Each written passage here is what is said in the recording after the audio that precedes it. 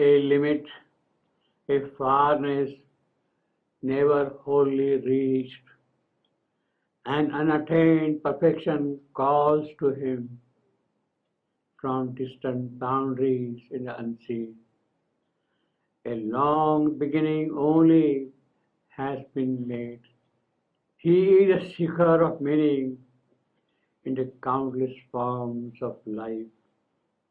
He is the explorer and mariner on the inner oceans that have no shores, on the oceans that have no signposts, no harbor lights, no post to reach.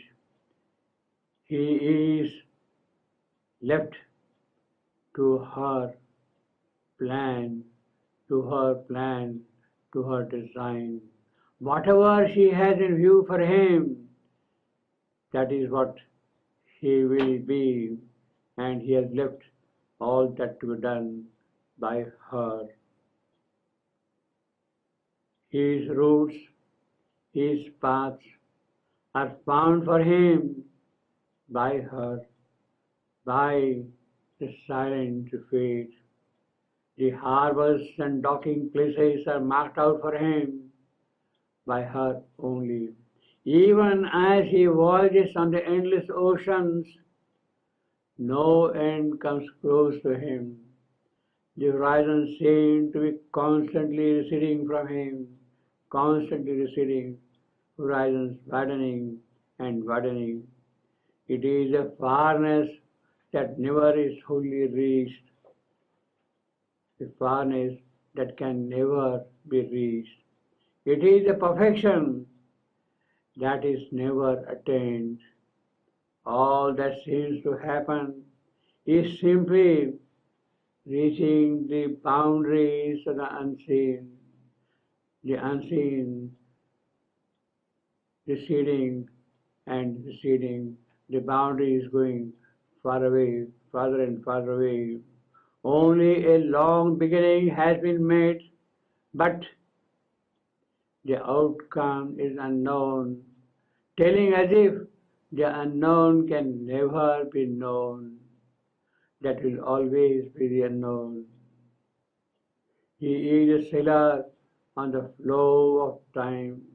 The flow is sometimes even and smooth and eventless, and other times rough and stormy and tempestuous. It is an adventure of voyager upon the seas of eternity. But there is a truth, and that truth he must discover. He must know, he must grasp that truth. There is work to be done, and he must prepare himself to do that work, the work of perfection. If it is her play, he has to understand that it is not a play of illusion, that it is a play of reality. He must find the truth of that play and participate in its truth. He must live in the truth of the play. There is a purpose in the vast cosmic operation of theirs. The purpose is to evolve person, to evolve person in the impersonal void. The purpose is to strike us dumb roots of trance with the truth light. The purpose is to awaken the sleeping mute being, he asleep in the night of inconscience. The purpose is the world must manifest the way divine. This has to happen, and the entire travel is meant for it to happen, for it to be achieved. Purusha and Prakriti, ever engaged in it, engaged in the long and though unceasing but fulfilled task. It is through them that the purpose must be fulfilled.